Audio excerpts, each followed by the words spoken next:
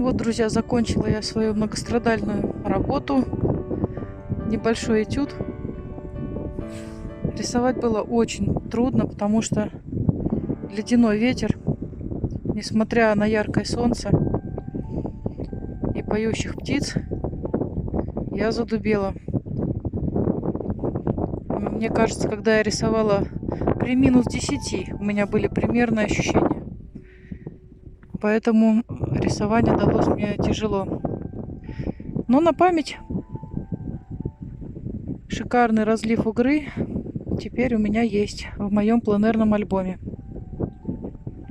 Буду смотреть зимой и вспоминать, как это было. А я заканчиваю свой репортаж.